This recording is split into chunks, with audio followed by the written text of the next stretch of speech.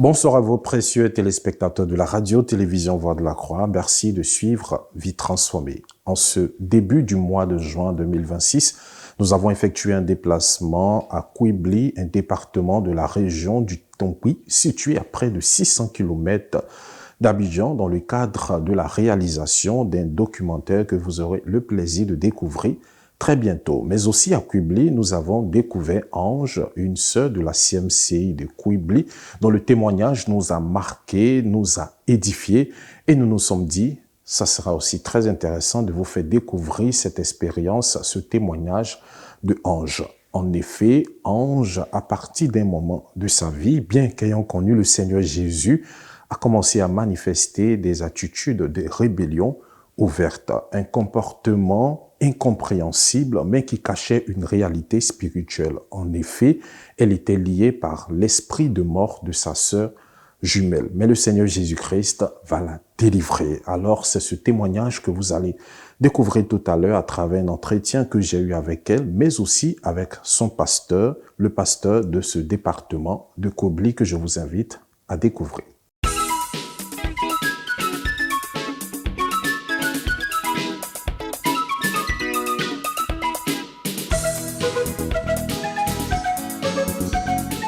C'est un plaisir pour moi de me retrouver ici à Kouibli dans la maison de la sœur Ange. Je préfère l'appeler Ange parce que je lui donnerai tout à l'heure l'opportunité de se présenter.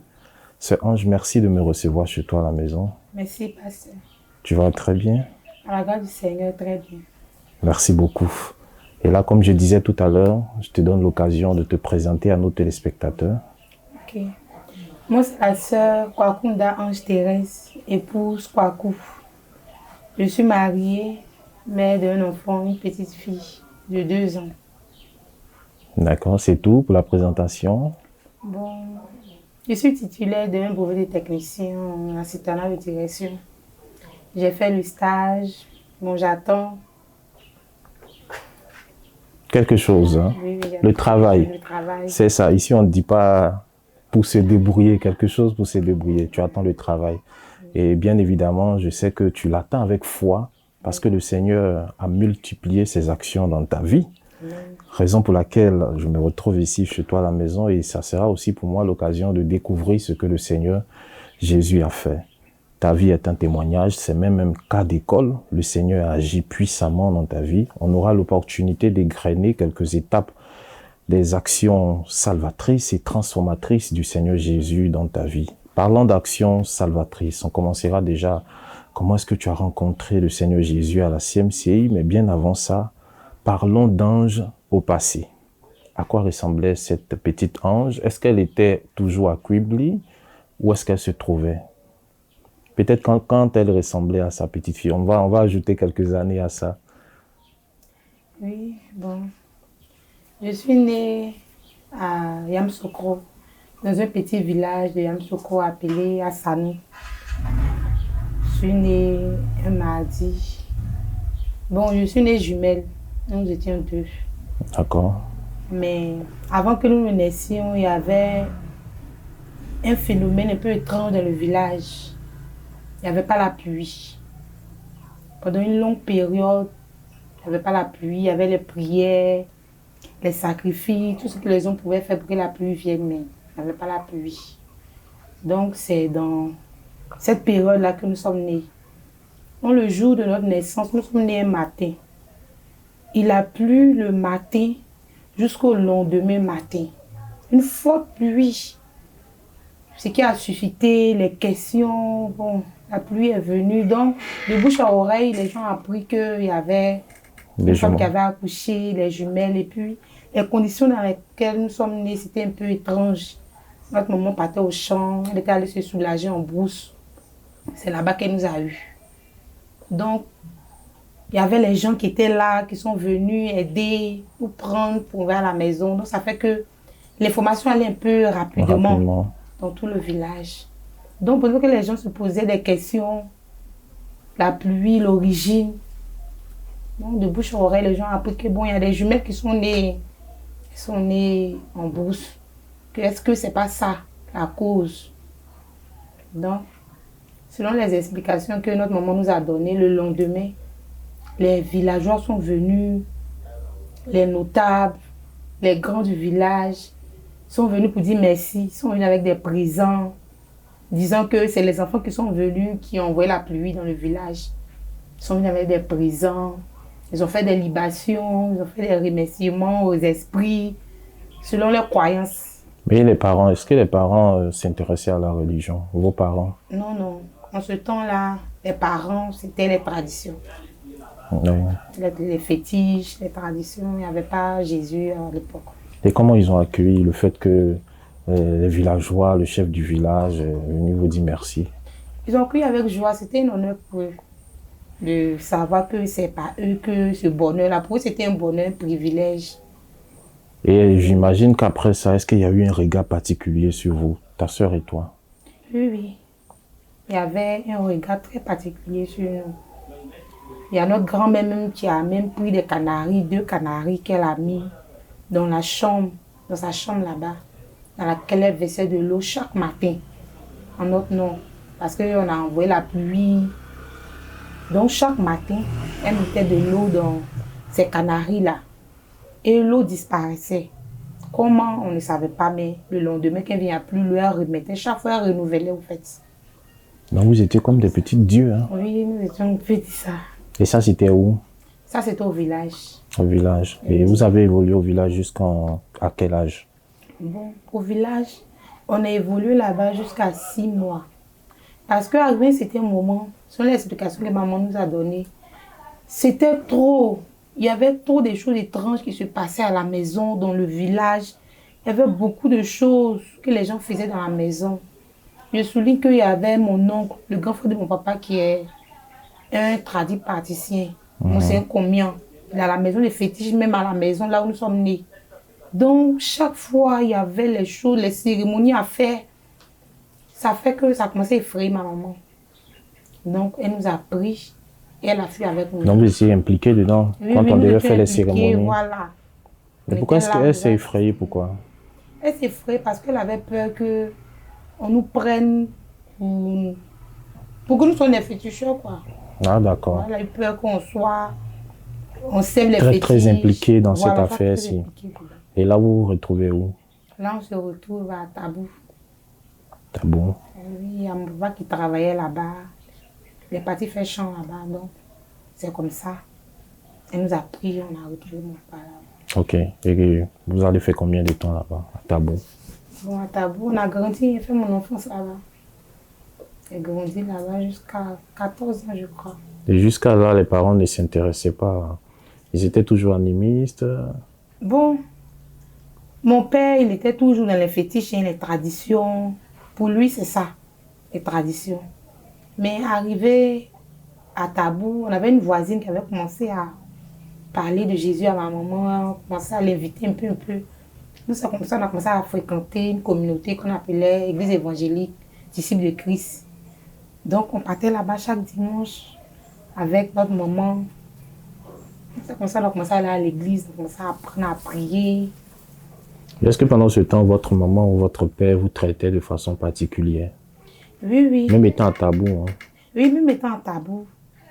Là-bas, les choses continuaient, mais c'était pas trop Très comme intense, au village. Voilà. On voyait les serpents partout. C'était devenu normal. On voyait comment? C'était quoi? Dans les sons, dans les visions, Non, physiquement? Physiquement.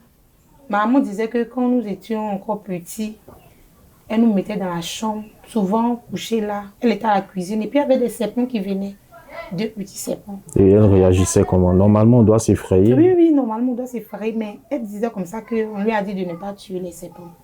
Que ce sont nos âmes, que si elle tuait les serpents, nous on allait mourir. À l'époque, elle avait peur des serpents, mais pour protéger ses enfants, elle avait commencé à accepter, se familiariser même avec ces petits serpents-là. Est-ce que ces serpents-là vous visitaient peut-être dans vos songes? Parlons de toi particulièrement. Oui, oui, il les voyait beaucoup dans mes songes. Qu'est-ce qu'ils faisaient? Rien. Il me retrouvait avec, il voyait les serpents, soit au champ, soit à la maison. Il faisait même des songes, j'étais dans une maison, c'était les serpents seulement. Tout, le toit, les murs, tout, c'était le serpent. Moi, j'étais au milieu. Et ta maman a eu à t'expliquer, peut-être que c'était aussi ton âme qui était là. Est-ce que vous a expliqué? Oui, oui. Elle nous disait que ces serpents-là, c'était nos âmes. C'était nos âmes de serpents là. Donc, on était devenus familiers. On les voyait partout, au marigot, à la maison, sur le toit, sur les murs. Ok. Vous avez fait venir la pluie. Bon, c'est ce qu'ils disent. Hein. Qui dit, Est-ce que cela a eu un impact, le fait d'être des jumelles avec une certaine particularité? Est-ce que cela a eu un impact peut-être sur votre parcours scolaire? Est-ce que vous étiez des superbes intelligentes à l'école? non. Bon, au primaire, je veux dire comme ça que ça allait chez moi, en tout cas chez moi. Je comprenais, j'étais brillante. J'étais première même des classes, mais ma jumelle, c'était le contraire. C'était le contraire, elle ne comprenait rien, ne voyait rien. C'était vraiment bizarre. Donc, on disait comme ça que j'avais pris son intelligence. J'avais pris tout ce qu'elle devait prendre. Moi, j'ai pris tout. Elle, à l'école, ça n'allait pas du tout. Donc, étant tabou jusqu'à 14 ans, Oui. si tu précises 14 ans, ce qui veut dire que vous vous êtes retrouvé quelque part d'autre. Mon papa, c'était pas trop ça dans son travail, il m'a licencié. Donc, du coup, on s'est retrouvés au village. Dans le même village? Non, non, pas dans notre village natal, mais il y avait un autre village, un campement, où mes grands-parents faisaient un champ. Ils ont laissé leur village natal, ils sont allés là-bas pour se chercher. Donc, c'est là-bas que nous sommes partis. D'accord. Et là-bas, on va évoluer jusqu'à à quel âge? Là-bas, j'ai évolué jusqu'à ce que je me marie.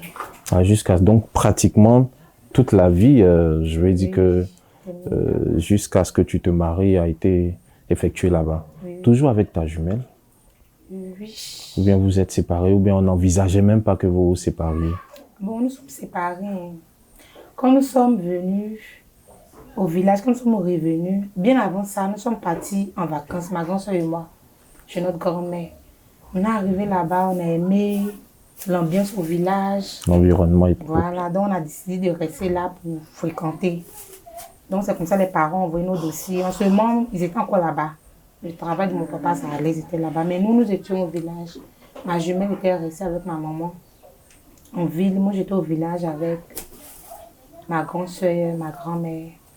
D'accord. Donc étant au village, séparé de ta jumelle, c'est là-bas qu'aura lieu, je pourrais dire, plus ou moins tout ton parcours, ou du moins ton cursus scolaire. Oui. Maman, si j'ai bien saisi, maman se retrouve en ville. Elle avait déjà commencé à tabou à s'intéresser à la question religieuse. Elle fréquentait une dénomination. Est-ce que cela vous a aussi impacté? Bon, impacté, je dirais non parce que on partait parce qu'elle nous mettait la pression. À l'époque, si tu ne vas pas, tu ne manges pas. Donc on avait peur pour ne pas dormir le ventre creux. On ne la suivait pas parce qu'on s'intéressait trop à ça. Et puis c'était très loin la distance, l'église avec la maison. Donc on partait avec peine, avec des murmures même. Donc on ne s'intéressait pas trop à ça. D'accord. Donc étant là-bas, séparé certes de maman, qu'en est-il de ta vie spirituelle étant au village? Bon, autant au village, il n'y avait toujours pas Jésus. Arrivé là-bas, il ne partait plus. Parce que là-bas, il n'y a pas la pression. Si tu ne vas pas, tu ne manges pas. Donc, on ne partait pas à l'église. Souvent, on suivait les amis. On partait souvent un dimanche sur deux. On était à la maison. La vie continuait. Sans Jésus, dans le péché, les injures, les querelles, l'immoralité. Toutes sortes de péchés. Oui, toutes sortes de péchés. À quel moment donc tu as rencontré véritablement Jésus à la CMCI? Bon, Sens-toi libre de partager ton parcours, hein, s'il y a eu d'autres dénominations fréquentées avant ça.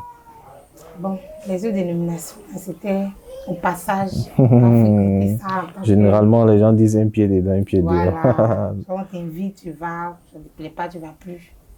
D'accord. Mais j'ai rencontré la CMCI en classe de 5e. J'étais en 5e. Et puis je me suis retrouvée au campement où j'étais là. J'avais une amie avec qui nous étions ensemble, on faisait le désordre ensemble, les copains et tout. Donc quand nous sommes retrouvés au village pendant les congés, j'ai vu qu'elle avait beaucoup changé. Elle ne se mélangeait plus à nous. Elle était à la maison chaque fois, elle ne sortait pas. Donc, je me suis approchée. Il y avait son copain qui m'avait dit qu'elle avait rompu la relation avec lui. Donc, je me suis approchée pour savoir, elle a quoi, si elle a rencontré un autre copain. C'est là qu'elle va me raconter qu'elle a rencontré Jésus, elle a donné la vie à Jésus. J'ai dit, mais donner la vie à Jésus, nous tous on va à l'église. Quand tu vas à l'église, elle chante à l'église, donner la vie à Jésus, comment? Elle a dit non, qu'elle a donné la vie à Jésus, que Jésus l'a délivré de tous ses péchés. Bon, au début, je n'ai pas considéré, il me disait que bon, elle veut se débarrasser de moi, donc il l'a laissé. Je continuais ma vie. Mais, parce qu'on vivait dans la même cour, on était voisines à l'époque. Je voyais qu'elle était sérieuse pour sa décision là.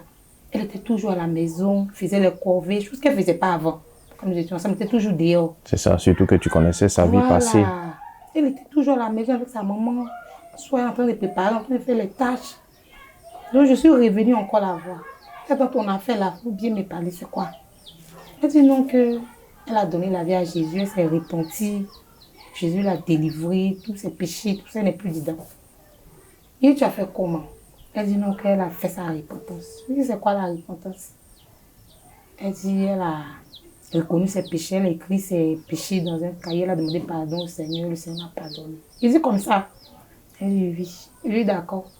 C'est que moi aussi, je vais ce Jésus-là parce que c'est vrai que je vivais cette vie-là, mais j'avais certains remords, voilà, des regrets. cette soif-là, je cherchais la vérité. Il me disait à l'époque que ce sont les péchés flagrants qui étaient les graves péchés. Commettre l'adultère, faire un meurtre, un avortement. Pour moi, c'était ça le péché, mais se mettre en colère, insulter, ça, c'est pas un péché. Donc, mais souvent, quand je suis seule, quand je me retrouve seule, j'ai ce vide-là dans mon cœur. J'ai ce vide-là dans mon cœur. Je cherchais la vérité, mais partout où je partais, on ne parlait pas de repentance, c'était les mêmes choses. Donc, il a dit, je veux ce Jésus-là. S'il peut me transformer comme il t'a transformé là, il n'y a pas de souci. Moi, je veux donner la vie à Jésus. Il a dit, il n'y a pas de souci. Par la grâce du Seigneur, on était dans le même collège. Donc, quand nous sommes arrivés, elle m'a montré le jeune qui lui a prêché l'évangile. On était dans le même établissement aussi. Lui aussi m'a reprêché l'évangile. Je lui ai dit, oui, je veux donner la vie à Jésus. Il m'a dit de prendre un jeûne de 3 jours. Il écrit mes péchés dans un cahier, demander pardon au Seigneur pour tous mes péchés. Donc c'est comme ça, il a accepté de faire le travail. Mais quand je lui ai dit... De la repentance, il faut préciser. préciser Le travail de la ça. repentance. Quand je suis arrivée chez moi à la maison, il y avait une tristesse qui m'avait habitée. Avant que je ne commence le travail même, il y avait une tristesse qui m'avait habitée. Je ne comprenais pas où ça quittait, mais il me sentait triste. Donc je suis entrée dans le jeûne, j'ai commencé le travail. Donc pendant que j'écrivais les péchés que j'avais faits dans le cahier, je regardais le cahier, puis moi-même je me regardais. Et je voyais vraiment que j'étais perdue. Si je mourais dans ça, je partais en enfer. Pour moi, comme je n'ai jamais fait d'avortement, je n'ai jamais sorti avec le mari de quelqu'un, donc je suis sauvée, puis vers l'église. Mais quand j'ai été confrontée avec mes péchés, moi-même, j'ai vu vraiment que j'étais misérable. Donc je commençais à demander pardon au Seigneur pour chaque péché. Après, le dimanche, je me suis retrouvée à l'assemblée après la prière. Il y avait une assemblée là-bas. Oui, il y avait une assemblée. Une assemblée de la CMCI. Hein, oui, oui, une assemblée de la CMCI à Yamsoukro. J'étais au 220, au quartier 220. Donc il y avait une assemblée non loin de la maison. C'est là-bas le frère l'a adoré avec la soeur. Donc le dimanche, il est venu me chercher, on est parti dans l'assemblée. Après la prière, on s'est retrouvé dans une chambre de prière. Et puis on a prié. Il m'a aidé à faire la repentance, demander pardon au Seigneur. Donc c'est comme ça qu'on a fini. On est rentré à la maison. Quand je suis rentrée, d'abord les choses étaient normales.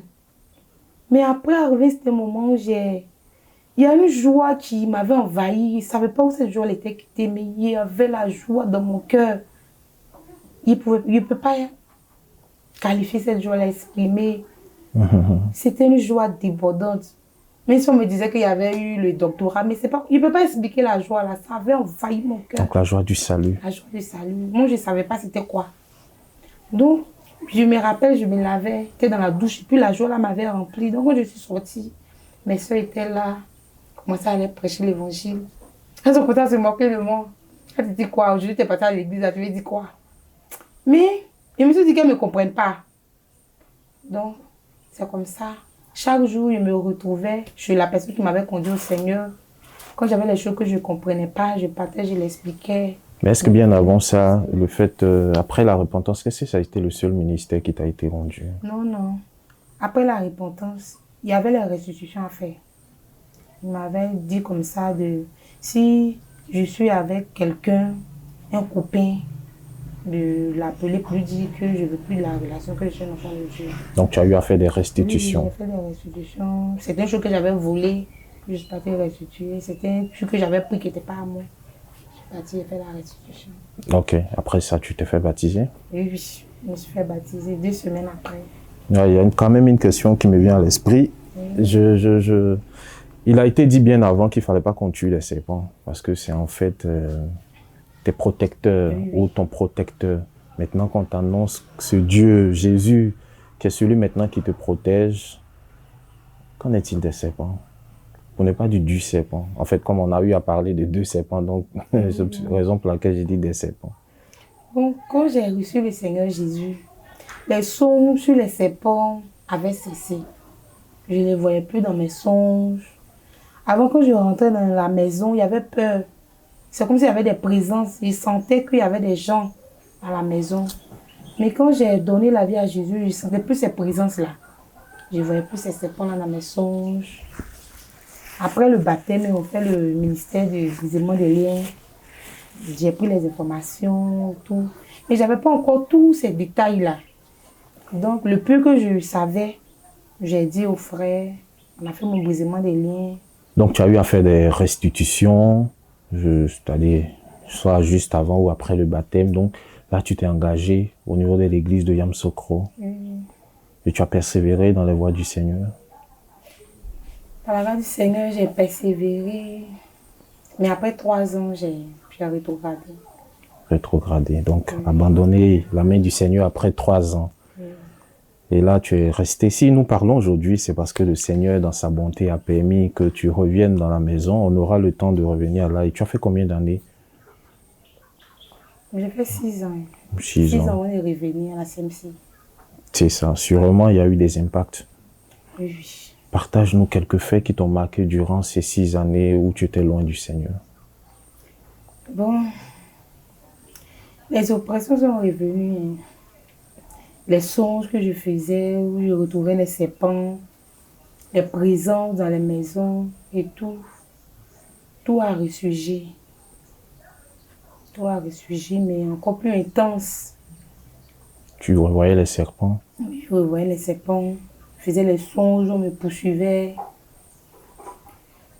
Mais il y avait cette voix-là qui me disait à chaque fois, reviens.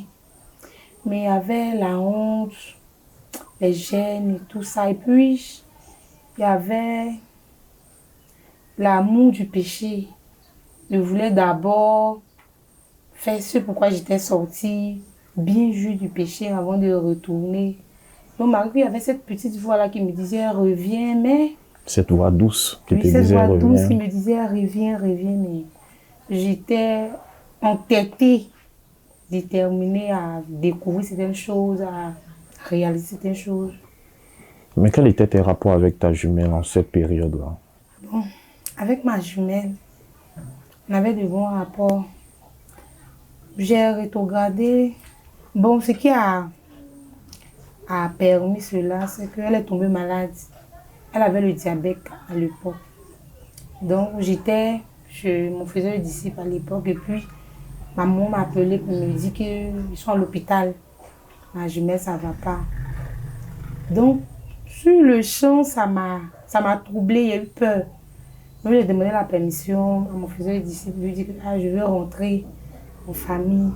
Ma jumelle ne se sent pas bien. Il m'a dit non, il reste ici. On peut prier pour elle, on peut gêner pour elle, mais elle ne va pas en famille. J'ai pas accepté. Sur le champ, je n'ai pas parlé. Mais dans mon cœur, je n'avais pas accepté. Je voulais à tout prix partir voir ma jumelle. Donc après, il est sorti, il est revenu. J'ai posé encore le problème. Il m'a dit non, tu ne bouges pas. Que je ne veux pas que tu partes. Mais j'étais déterminée. Je voulais partir. Pas parce qu'il y avait ma jumelle qui était malade, mais j'avais aussi un copain que j'avais rencontré là-bas. Il n'y avait rien encore eu, mais il y avait les sentiments qui avaient commencé à naître. Donc, je voulais à tout prix partir, et pour ma jumelle, et pour revoir ce partenaire de Donc, il avait discerné ça. Oui, oui. Mais lui, pour lui, c'était à cause de ma jumelle. Mais moi, j'y partais pour deux raisons. Le Saint-Esprit est souverain. Je partais pour deux raisons. Je voulais retrouver ce copain-là et puis en même temps assister ma jumelle qui était malade. Mais il était catégorique. Il m'a dit non. Et qu'est-ce qui s'est passé? Tu t'es entêté? Je me suis entêtée, j'ai fui la maison. J'ai fugué, il est sorti. On a eu une dispute, mais il n'était pas content et puis il est sorti.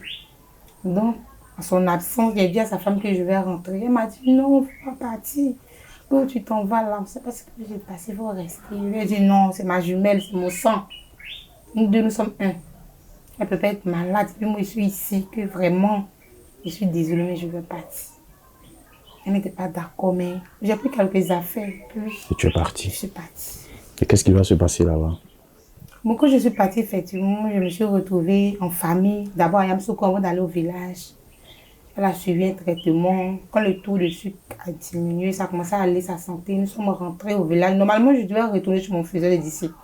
Mais comme je disais, j'avais déjà nourri l'envie de partir retrouver un copain. Donc, je suis partie avec eux. Il les a suivis au village.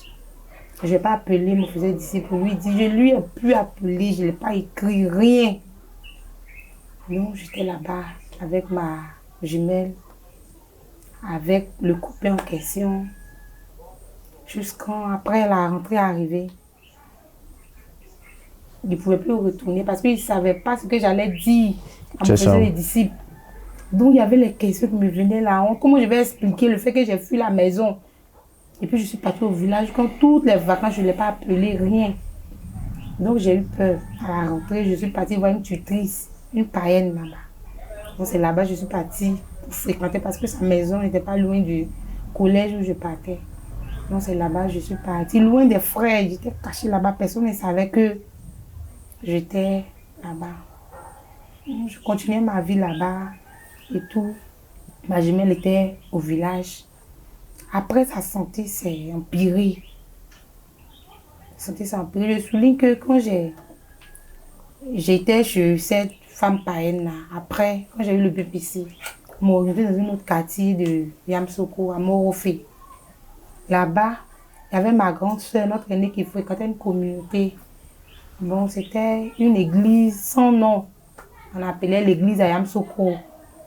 Donc, elle a commencé à nous expliquer, non, là-bas, les gens sont bien, ils prennent soin des gens, ils assistent les gens si tu as un problème. En tout cas, c'est l'évangile qu'elle m'a donné. Donc, quand nous sommes arrivés, nous sommes des élèves, il n'y avait pas trop les moyens. Donc, c'est comme ça qu'on a commencé à fréquenter cette communauté-là. Les gens nous assistaient quand nous avons des problèmes, quand on a un petit souci, ils sont là. C'est là-bas que j'ai rencontré mon mari. C'est lui qui est devenu ton mari actuel. C'est là-bas que je l'ai rencontré. Donc, je fréquentais cette communauté-là, je partais chez les frères, je venais en famille. Mais je continuais toujours dans cette vie de péché, de désordre. Mais arrivé un certain moment, j'ai rencontré un frère dans cette communauté-là. Lui, il avait fait une autre église, il avait fait l'église baptiste, et puis avant de connaître l'église où il était là. Donc, il avait vécu cette expérience avec le Seigneur qui était resté en lui. Donc, quand j'ai commencé à l'expliquer aussi, mon témoignage, lui aussi, il a commencé à me donner beaucoup de conseils. Il n'était pas trop dans péché. Donc, il me donnait le conseil de m'arranger, de vivre une vie qui plaît au Seigneur. Il savait que l'église dans laquelle j'étais, je ne pouvais pas faire ça. Mais j'étais comme coincée. Je ne savais pas comment j'allais faire pour me retourner à la CMCI. En tout cas, il y avait la honte, les chaînes. Donc, je suis restée dans cette église-là comme ça, coincée. Mais arrivé c'était un moment, genre, je ne pouvais plus continuer. Je me rappelle, je suis rentrée dans la chambre une fois. Et puis, je me suis repentie.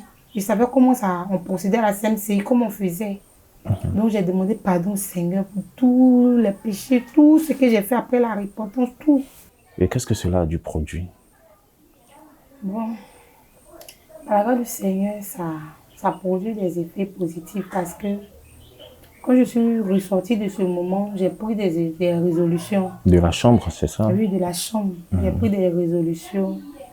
Les partenaires de péché que je fréquentais, les copains, j'ai appelé pour rompre les relations. Je dis que vraiment, je ne veux plus de la relation, que je vais donner la vie à Jésus. Au départ, c'était compliqué parce que je vivais beaucoup des dons, des services, Des avantages. des avantages de ces relations-là que je devais arrêter.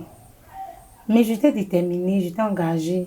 À la grâce du Seigneur, il y avait ce frère-là qui était là, qui me conseillait, qui me donnait des conseils dont je ne sentais pas trop. Donc, j'ai évolué dedans. Je n'étais pas encore revenue au Seigneur à la CMCI, mais j'avais commencé à arranger ma vie, enlever tout ce que je connais comme péché conscient, arrêter. Ok. Et qu'en est-il de la santé, avant qu'on ne revienne à ça, qu'en est-il de la santé de ta jumelle, puisque tu disais tout à l'heure que la maladie s'est empirée? Oui, oui. Après, elle est partie à Boaké. Elle est partie pour faire un travail, mais ça n'a pas marché. Elle est revenue avec une maladie. Après, elle était au village. Elle a eu une plaie au niveau du pied. Bon, elle n'a pas eu d'entretien. Puis elle aussi, elle ne respectait pas les Oui, la posologie, les voilà. prescriptions. Il y a des choses qu'elle ne devait pas manger, boire, mais elle mangeait tout. Donc, ça a aggravé. Donc, la plaie là, a commencé à prendre ses orteils, son pied. Vraiment. Au moment où on va s'en rendre compte là, on devait l'amputer, enlever son pied. Donc, en cas de solution, chercher les médicaments. On est parti à Yamoussoukro, on dit non, on ne peut pas. Au CHS, ce n'était pas possible. On est retourné dans un camp de prière, dans un village là. Donc, de multiples solutions. Oui. Et qu'est-ce que cela a donné? Ça n'a rien abouti. Après, on a dit Boaki. On a pris de l'ambulance, arrivé là-bas, on dit le sang, on a cherché le sang jusqu'à... Elle est morte suite à ça. Oh, elle est décédée par la suite. Elle est décédée. Et tu seras toujours à Yamoussoukro? Oui, elle était à Boaké avec ma maman. Je souligne que pendant cette période-là, moi j'étais en train de faire le stage. J'ai passé le bac, le bureau et technicien. Donc j'étais en train de faire le stage. Je ne pouvais pas les suivre dans tous ces va-et-vient.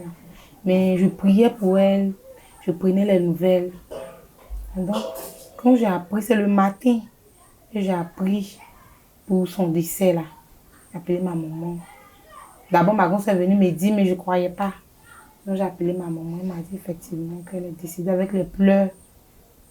Et je me souviens que j'étais beaucoup attachée avec ma jumelle. On se disait tout. On était vraiment attachés. On s'est fait beaucoup de promesses. Donc, quand j'ai appris la nouvelle, c'était comme s'il y avait reçu un coup. C'était une nouvelle bouleversante. Très bouleversante. Donc, sur le champ, il y avait les gens qui étaient venus pour Tiako. Je suis rentrée dans la chambre où j'étais avec elle. Donc, j'ai pris un de ses habits et puis j'ai commencé à pleurer. Souvenant quand on était enfant, ce qu'on faisait.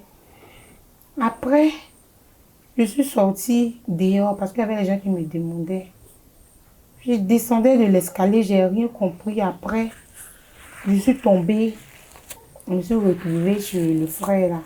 Mais bien avant ça, il me retrouvait dans des endroits où je voyais ma jumelle. Où elle était là. Ça, c'était dans tes songes? Bon, j'étais en transe. C'est comme si j'étais en transe, je voyais des choses. Je voyais certaines choses. Là, c'est physiquement, tu sentais sa présence? Oui, oui, je sentais son odeur, sa présence, elle était là.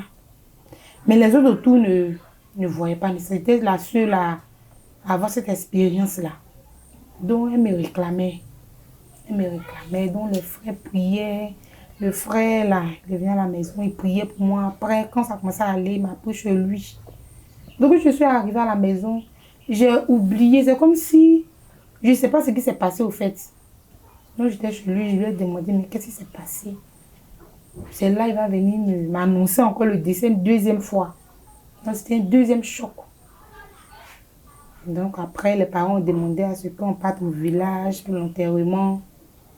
Je suis partie en famille. Et c'est ce qui a été fait? Oui, oui. L'enterrement a été fait. C'était en quelle année? C'était en 2021, fin 2021.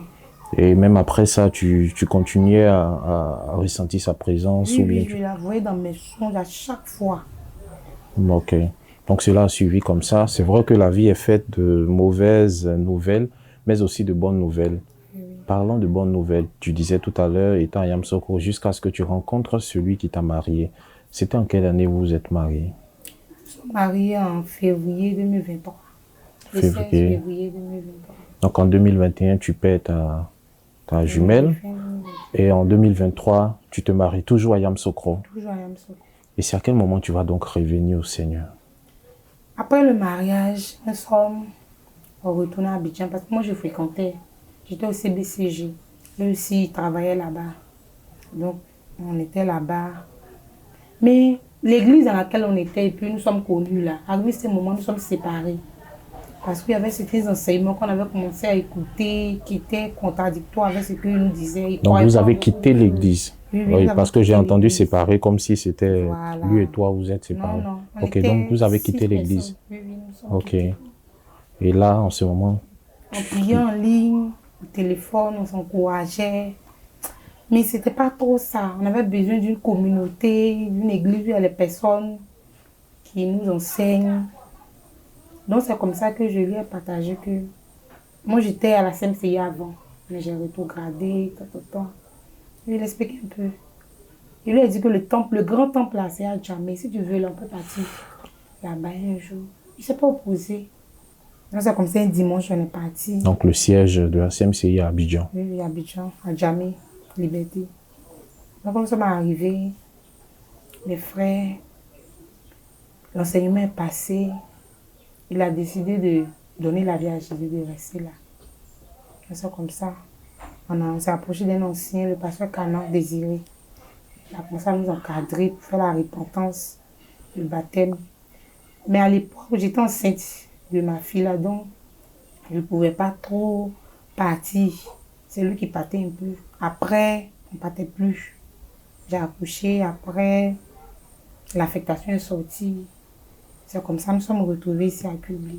Et là, vous vous retrouvez à Quibli, ton époux et toi. Quibli représente, je pourrais dire, le siège, l'environnement où cela marquera le retour à Dieu de façon totale, mais aussi des expériences spirituelles extraordinaires que tu auras l'occasion tout à l'heure de nous partager. Commençons déjà par ton retour au Seigneur. Comment les choses se sont passées ici à Quibli? Bon, quand nous sommes arrivés ici, avant que nous arrivions même, mon époux avait échangé avec le pasteur, le missionnaire d'ici. Au début, je n'étais pas... C'est qui, le missionnaire d'ici? Le pasteur Kwame Yohan. Donc, il m'a dit, j'ai échangé avec le missionnaire, on peut rentrer, mais j'étais pas... Au début, je ne voulais pas. Parce que il me disait que quand je vais retourner à la CMCI, là, c'est le même truc là. La pression, le truc. Je voulais être... Te sentir libre. Voilà, parce que quand j'avais quitté la communauté, c'est vrai que j'étais revenue au Seigneur, mais il y avait certaines libertés. Il voulait regarder ce que je voulais, il n'y avait pas la pression, la police derrière moi. Donc je savais que si je revenais à la CMCI là, il y a beaucoup de choses que je vais arrêter. Je vais commencer à m'habituer à beaucoup de choses comme la télévision, les feuilletons. Pas qu'il est mauvais de regarder la télé, hein, Oui. mais c'est le contenu. Le contenu, les Trop de distractions. Voilà. Je savais que si je revenais, j'allais beaucoup stopper. Et puis, mon époux, à force d'échanger avec le missionnaire, il a dit non, quand vous allez arriver, vous allez prendre la RTVC, Canal, tout ça, vous avez laissé. Je voyais que c'était beaucoup d'exigences au fait. Je dis, mais quelqu'un, on n'est pas encore arrivé, commence à poser les conditions, vraiment. Je ne veux pas. Donc, chaque fois quand mon époux échangeait avec lui, je me mettais à l'écart. Je ne parlais pas. Mais il n'y avait pas le choix, au fait. On allait forcément venir, mais je ne voulais pas trop montrer l'envie que j'étais intéressée. Puis, ça va. Jusqu'à ce moment, j'écoutais leurs conversations, j'ai commencé à m'intéresser un peu. C'est comme ça, pour la première fois, j'ai commencé à échanger avec le pasteur. J'ai vu qu'il était vraiment ouvert. Il était ouvert, il écoutait. Moi, à l'époque, j'étais quelqu'un, j'aime beaucoup parler. Donc, quand je parle et puis on m'écoute, ça me plaît. Donc, c'est comme ça que j'ai commencé à échanger. Le pasteur m'écoutait, on pouvait faire des autres téléphones. Et là, il m'écoute. Je me dis, attends, je ne peux pas avoir quelqu'un qui t'écoute comme ça. Il prend son temps à t'écouter. Donc, j'avais commencé à m'intéresser à la chose, changer avec le pasteur, commencer à lui rendre mon témoignage, avant même que je n'arrive ici. Comment j'ai connu le Seigneur, j'ai rétrogradé, tout. Il m'a dit, ok, quand vous allez arriver, on va reprendre les choses. C'est comme ça que nous sommes arrivés à la grâce du Seigneur. On a fait la repentance, on a repris le baptême, le brisement des liens aussi. Tout avait repris, la vie chrétienne, la joie, la communion avec les frères. C'était intéressant. Ça coulait, il n'y avait pas de soucis. En tout cas, j'aimais beaucoup le pasteur, sa femme. Je les voyais comme mes parents. Avec le pasteur, on était plus proches. Il était un père pour moi, un ami, à qui je pouvais tout dire. Avec lui, il n'y avait pas de réserve. Il me disait, il y a honte ou bien les gens. Il lui disait tout. Ma vie, mon intimité, mon couple, il savait tout. Il m'aidait beaucoup, il priait pour moi, il me donnait des conseils. Mais arrivé un certain moment, Arrivé à un certain moment. j'ai commencé à me relâcher. Je ne sais pas ce qui s'est passé, mais j'ai commencé à prendre mes distances. J'aimais plus trop la présence du pasteur. Souvent qu'il dit les choses, je commençais à raisonner, à me justifier. Mais pourquoi? J'essayais de comprendre même les choses que j'ai acceptées avant avec joie, sans discuter. J'ai commencé à trouver les failles maintenant dans ce qu'il dit, les enseignements, les choses qu'il me dit. Cette vie de liberté là avait commencé à ressurgir dans mon cœur. Je ne voulais plus qu'on me contrôle. Je voulais, oui, il peut m'encadrer, mais il ne doit pas arriver. C'était un point là, il n'a pas laissé moi-même me débrouiller. Donc c'est comme ça. La rébellion a commencé. Je lui disais plus tout. C'était une chose compliquée. C'est fait un songe un peu grave. Là, il coupe parti. Mais les autres choses, je gérais. Je ne partais pas. Est-ce que tu te sentais à l'aise? Voilà, il ne me sentait pas. Comment? Est-ce que tu te sentais à l'aise dans ce revirement-là? Je pourrais dire à 360 degrés. Quelqu'un qui a une très bonne communion avec le pasteur, une très bonne communion avec Dieu. Et du coup, réalise que ce sont des choses qui l'irritent. Est-ce que tu te sentais à l'aise? Bon, franchement, je ne me sentais pas à l'aise. J'aimais pas ça, mais c'était comme si... Tu te posais des questions? Voilà. Je me posais des questions, mais pourquoi la situation allait de pire en pire, au fait. Des petits trucs qu'on pouvait gérer, mais qui deviennent graves. Tellement c'est que tu veux même pas que ça se règle, mais tu veux que la chose reste comme ça. J'étais pratiquement presque tous les jours à la chambre de prière. Je partais à la chambre de prière, j'étais contente, j'aimais partir à la chambre de prière. Arrivé, c'était un moment où j'ai commencé à avoir ça fatigant, lassant. Chaque fois, il marchait, si vous partiez, il marchait, vous veniez, l'enfant au dos. Donc, en quelque sorte, tu es en train de rétrograder peu à peu. Voilà, dans mon cœur, j'ai commencé à prendre des distances, de mettre les barrières. Ça, c'était dans mon cœur. Mais par mes attitudes, mes réactions, il avait commencé à remarquer. Est-ce que tu partageais ça à ton époux? Ou bien c'était quelque chose qui était très remarqué?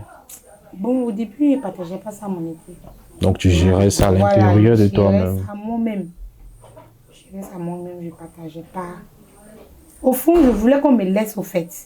Je voulais être libre, je voulais faire ce que je veux. Même si je suis là, mais au moins, il y a certaines choses là. Il n'y a pas besoin de la vie, de la permission de quelqu'un. Chose qu'avant, il faisait avec joie. Mais maintenant, je trouve que c'est trop. C'est trop. Et avec du recul? Oui, il y avait du recul, il y avait la distance. Ok, je reprends encore le même mot, mais dans un autre contexte. Et avec du recul, est-ce que tu as fini par comprendre qu'est-ce qui était à la base de tout ça? Oh. Pendant que les choses se passaient, je ne comprenais pas. Mais je me disais que c'est moi. Je me disais que c'est moi, que je vais être libre. C'est ce que moi je me disais. Je connaissais plus, je ne savais pas encore c'était quoi. Mais souvent je m'asseyais et je me dis, mais c'est quoi? Je ne suis pas comme ça, pourquoi c'est comme ça?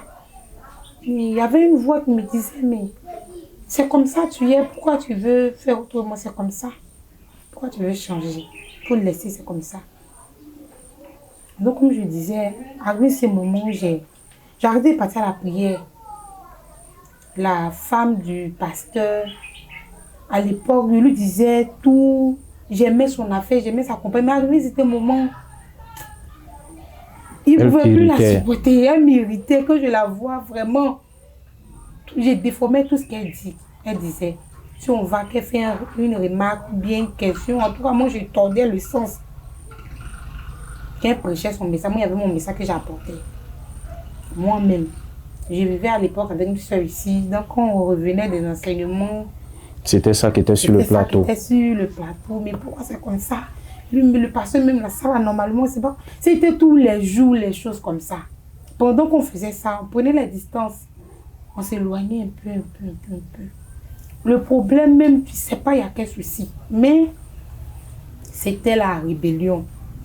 Je ne voulais pas qu'on me commande, on me dit fais-t'en, fais-t'en. Je voulais être là, mais être libre au fait. Est-ce que tu dormais tranquillement? Est-ce que tes songes ne Non. t'inquiétaient pas? Si les sons m'inquiétaient, souvent, mais j'avais peur. Je me disais comme ça que, mais et si je dors que je ne me réveille pas? Et si le Seigneur vient aujourd'hui? Je vais passer un enfer. Pendant que je faisais ça, le pasteur venait à la maison. Ah non, tu étais consciente que Il était c'était une mauvaise conscient de ce que position. je faisais. Oui, mais c'est comme s'il n'y avait pas la puissance pour arrêter.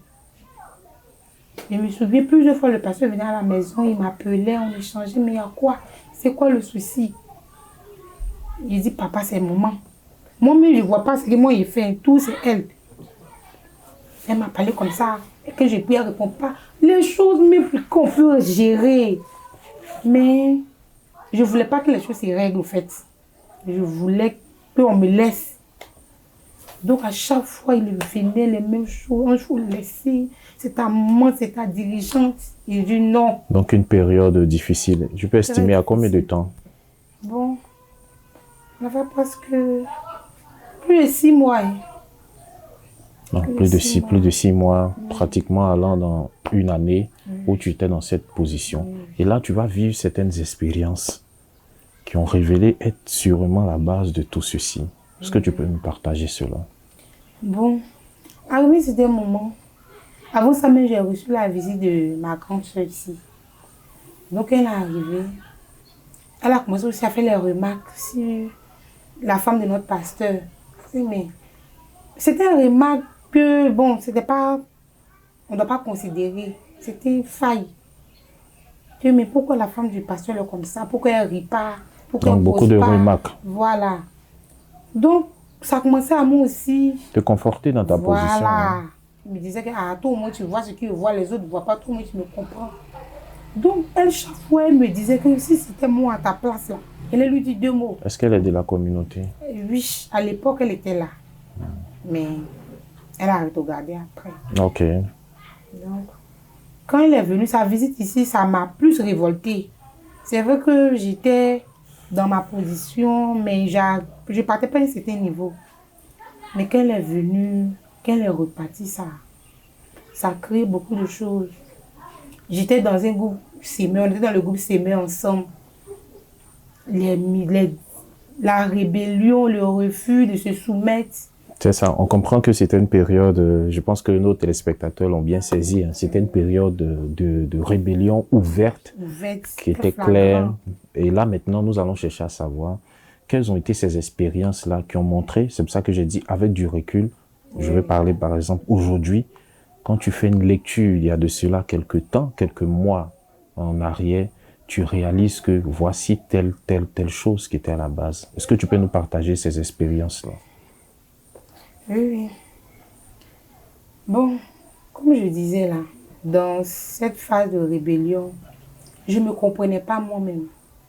Je me retrouvais en train de me comporter comme ma jumelle. Je me retrouvais en train de regarder même comme elle, faire les choses comme elle. Ce qui était étrange. Donc, c'était l'attitude qu'elle avait? Voilà, ses attitudes. Parce qu'elle était beaucoup rancunière. Beaucoup. Beaucoup rancunière. Donc, je me retrouvais en train de faire les mêmes choses comme elle. Est-ce qu'elle te visitait encore dans cette période? Oui, oui, il faisait beaucoup de songes sur elle. Il la voyait dans les songes. Mais qu'est-ce qu'elle te disait? Est-ce que tu te souviens? Et oui, je me rappelle, il avait fait un songe où elle était venue. Tout le monde était dans la phase de rébellion, mais ce n'était pas encore trop avancé. Je l'ai vue dans le songe là, j'étais en famille. J'étais d'abord avec ma maman, avec des femmes. Et puis après, maman m'a prise. Elle m'a dit allons. dans un coin là. C'est comme si on partait cueillir des légumes pour venir faire la cuisine. Quand nous sommes arrivés, c'est comme si c'était un champ. Arrivé là-bas, c'était un champ de tomates. On a commencé à cueillir. Après, j'étais là, puis j'ai vu comme une vision. Il y avait les gens qui étaient apparus. Nous étions en bas, ils étaient suspendus un peu en haut comme ça. Ils étaient là. Il y avait des femmes, il y avait des hommes dedans. Maintenant, dans le champ, il y avait moi avec ma maman. Il y avait certaines femmes du village qui étaient là. Donc, c'était les revenants qui étaient venus, qui étaient en train de se concerter avec les vivants, avec leurs parents. Donc, des personnes vivants. décédées qui sont qui revenues. venus en train de se concerter avec eux. Donc, parmi ces personnes, j'ai vu ma jumelle qui était là, qui parlait avec ma maman. Donc, ma maman prenait ses conseils. C'est comme ça, elle donnait des recommandations, les conseils, comment elle doit se comporter, comment elle doit marcher. Ma maman prenait les conseils et tout. Donc, on a fini, les autres qui étaient là, ils ont disparu. Ma jumelle est restée seule. Maintenant, après, elle est descendue. Elle est descendue sur la terre ferme. Et puis, elle est venue avec nous. On a commencé à marcher, on vient à la maison. Au début, je l'ai vue, j'étais contente. Parce que physiquement, on s'est séparés. Tu retrouvais donc, c'est comme si c'était les retrouvailles. Mais au fond, je savais qu'elle était morte. Donc, elle cheminait avec nous, on partait à la maison. Donc, je lui ai demandé, mais pourquoi, quand moi je suis à Kubli, là, tu ne viens pas? Pourquoi tu ne viens pas à Kubli? Dans les choses, c'est comme je m'étais retrouvée au village en famille. Attends, c'est quand je viens au village ici que tu viens. Elle m'a dit comme ça que non, à Kubli là-bas, je ne peux pas partir là-bas. Je ne peux pas arriver là-bas. Elle dit, mais pourquoi tu ne peux pas venir? Elle dit non, qu'une fois j'ai essayé de partir là, tu m'as donné un coup là. Ça a été fatal pour moi. Voilà pourquoi je ne veux pas retourner là-bas. Je n'ai pas compris dans le songe, mais sa présence, j'étais contente de la voir, tout ça, les retrouvailles, et puis je me suis réveillée. Donc, je me retrouvais faisant les choses comme elle. Souvent, même quand je regarde mon mari, c'est comme si c'est elle qui est en train de regarder mon mari à travers moi. Après, puis je me retrouve moi-même. Je dis, mais pourquoi il regarde comme ça? Je reviens à moi-même, mais pourquoi je regarde comme ça? Pourquoi j'ai fait ça? Mais puis, avec cette voix-là aussi qui était en moi, je disais, non, mais pourquoi tu chasses? C'est toi. Pourquoi tu chasses? Je peux laisser que c'est toi. Je faisais les choses comme elle. Je peux regarder quelqu'un comme ça. Longuement. Je sais que c'est pas moi qui suis en train de regarder, mais c'est comme si je peux pas réagir. C'est elle qui a le contrôle de mon corps. Qui fait quelque chose. Donc, en quelque sorte, tu réalisais que tu n'avais pas le contrôle de toi-même. Voilà mes réactions, mes choix, ce que je veux faire. Mais est-ce que tu avais eu le courage d'expliquer ça au pasteur dans cette période? Donc, tu gérais ça toi seul? Je gérais ça mon seul. Même à mon mari, je ne disais pas ça. Je gérais ça mon seul. Parce que je disais que je peux m'en sortir mon seul. Donc, j'essaie de gérer ça, mais ça n'allait pas. Et arrivé un moment, cela va se révéler. Oui. Va se révéler, le pasteur saura. Comment est-ce qu'il saura? Comment toutes ces personnes ici au niveau de l'église sauront? Je faisais les choses comme ma jumelle. Mais arrivé à ce moment, c'était trop. Après, j'ai commencé à ressentir la tristesse. Parce que je voyais la relation avec le pasteur, comme on était avant, puis la situation s'est dégradée. J'avais commencé à éprouver la tristesse. Il voulait régler, mais il y avait beaucoup de choses qui étaient entrées. Je ne savais pas comment j'allais faire pour venir, mais par la grâce du Seigneur, j'ai pu parler avec la femme du pasteur. Je me suis repentie, j'ai demandé pardon pour mon comportement, ce que j'ai fait. Par la grâce du Seigneur, elle était compréhensible, elle m'a pardonné. Mais qu'est-ce qui t'a poussé à lui demander pardon? Bon, ce qui m'a poussé à demander pardon à maman, il y avait eu une situation entre mon mari et moi. Il y avait quelque chose qui s'était passé, c'était vraiment compliqué. Quand j'étais partie prier, dans cette période de rébellion, j'étais partie prier. Je disais au Seigneur, mais pourquoi? Donc je priais, je demandais au Seigneur. C'est là, le Seigneur m'a dit, mais toi tu ne parles pas avec ta dirigeante. Et puis toi tu viens poser un problème pour que je t'aide. Mais il y a une situation qui est là, tu ne parles pas avec ta dirigeante. Comment tu veux que moi je t'aide? C'était clair dans mon esprit. Donc j'ai vu que il y avait l'opposition avait une barrière. La relation avec mes dirigeants, il fallait que je règle. Donc la situation avec mon mari, ça m'a poussé vraiment à arranger la situation. C'est comme ça, le même soir, j'ai écrit à la femme du pasteur, je suis repentie, j'ai demandé pardon pour ce que j'avais fait, j'ai demandé pardon aussi au pasteur. En tout cas, par la grâce du Seigneur, elle était compréhensible, m'a pardonné, m'a encouragé. Avec le pasteur, après, on a eu échangé. J'ai repris la repentance avec lui. Ah, donc c'était un retour à Dieu Oui, total, donc tu as repris la repentance. Et puis, par la suite? Par la suite, j'étais dans une période de restauration. Donc nous étions partis à l'enseignement. Après l'enseignement, avec la veillée. Dans cette période de rébellion, là, je n'assistais pas aux veillées. Quand je finissais l'enseignement, je me forçais même pour faire l'enseignement. Après l'enseignement, je rentrais. Mais ce jour-là, c'est comme s'il y avait quelque chose qui me retenait. Quand on a fini, je suis restée. Il y a un moment que je vais rester pour la veillée. Donc, pendant qu'on priait, le pasteur a donné l'enseignement. Après, on a commencé à prier pour se repentir, se reconsacrer, ce qu'on a fait qui ne plaisait pas au Seigneur. Donc c'est comme ça que je me suis levée, j'ai commencé à demander pardon au Seigneur pour ma rébellion, tout ce que j'ai fait qui n'était pas bon. Donc quand j'ai fini la prière, j'étais là, je me sentais mal. Et puis je suis sortie dehors. J'étais partie pour voir ce qui se passait.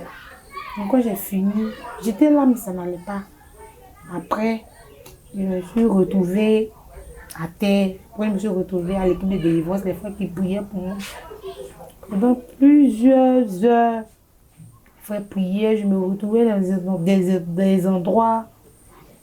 J'étais dans la forêt. Donc ça, c'était pendant que les frères priaient. Toi, dans une vision, tu te retrouvais? Je me retrouvais dans la forêt, avec des personnes que je ne connaissais pas. Après, je quitte un endroit, je vais dans un autre endroit. C'était compliqué. Jusqu'à après, je me suis retrouvée. Donc, les frères m'ont demandé ce qui s'est passé, expliqué. Quand j'ai expliqué au pasteur, le pasteur a dit non, qu'on doit répondre au besoin de l'autre. Parce qu'on ne peut pas prendre beaucoup d'heures quand on est prié, et puis il n'y a rien, on n'a même pas touché l'ennemi que on doit répondre aux besoins de l'autre. Donc, c'était comme ça. On avait commencé à préparer le ministère de brisement des liens. Maintenant, avant le brisement des liens, il y avait un dimanche, on était parti à la prière. Donc, on a fini le culte. Le pasteur a commencé à prier pour nous. On a entamé la prière de combat.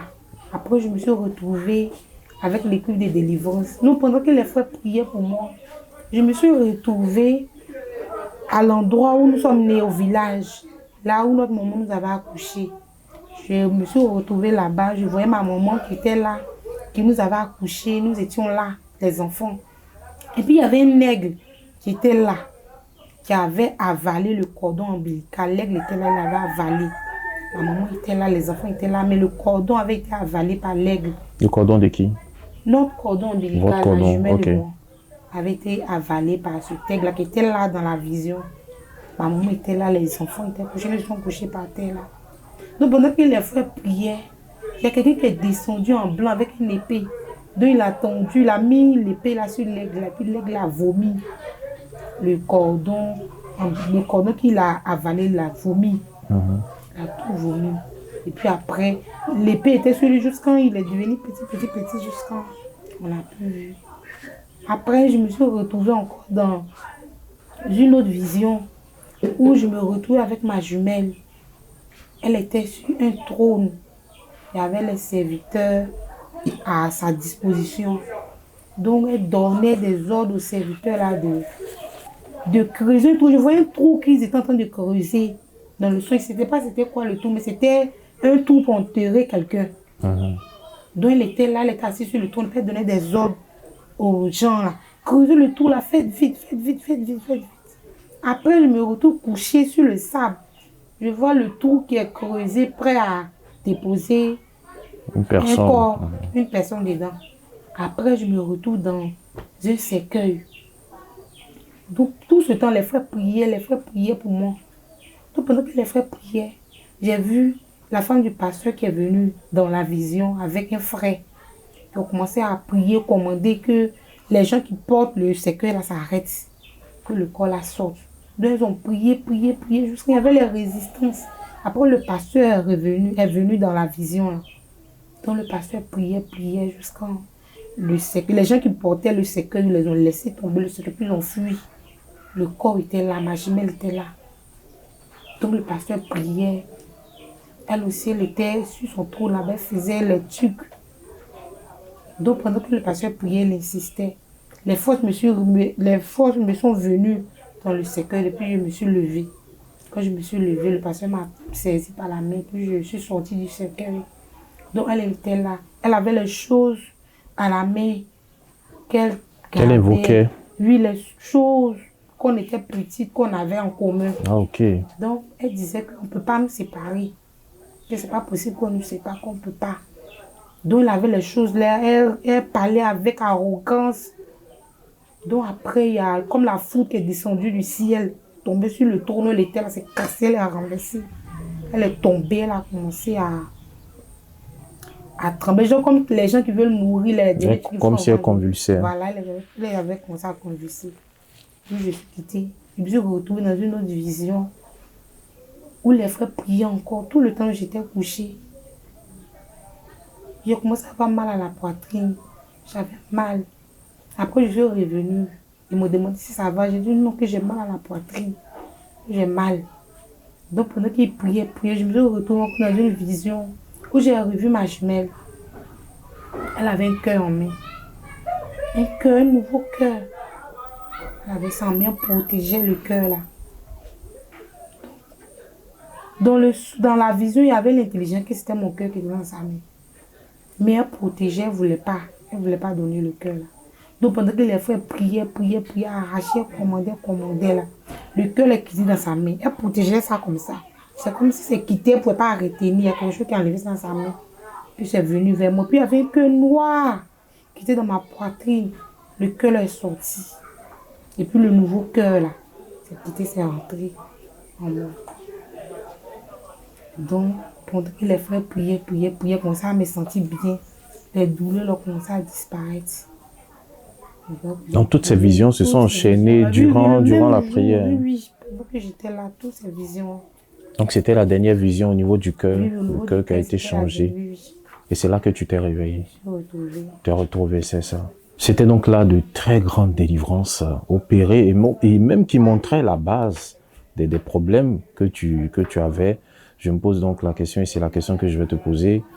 Quel a été donc l'impact de toutes ces délivrances-là dans ta vie spirituelle ou dans ta relation avec les frères, en particulier tes dirigeants? Quand j'ai eu ces visions après la prière des frères, quand je suis rentrée le même soir, le dimanche soir, j'ai commencé à éprouver une grande tristesse. J'ai commencé à voir les actes que j'avais posés quand je m'étais rébellée. J'ai commencé à être triste. J'ai la tristesse. Mais pourquoi je suis arrivée là? Comment j'ai fait pour poser tous ces actes-là? Je regrettais. J'avais vraiment mal. Je me rappelle le lendemain, je m'étais réveillée pour méditer, mais je ne pouvais pas tellement j'avais mal. Donc j'ai écrit à la femme du pasteur pour lui demander encore pardon pour tout ce que j'ai fait. J'ai écrit au pasteur aussi pour vraiment lui demander pardon pour mon comportement, tout ce que ma rébellion a causé, le mal que ça a causé et tout.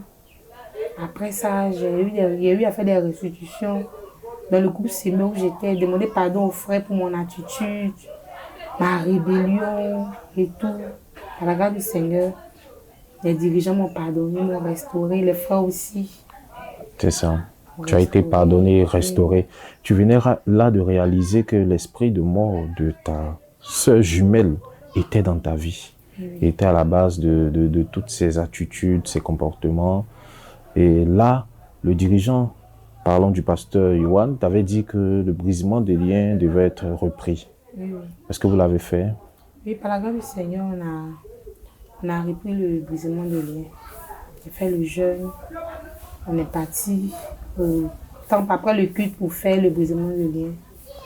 Mais avant qu'on ne commence le brisement de lien, j'ai commencé à me sentir mal. Pendant que les frères prenaient les détails, certains détails avant qu'on ne commence, je suis sortie. Je sentais que je devais sortir. Donc quand je suis sortie du temple, j'ai commencé à éprouver la tristesse dans mon cœur.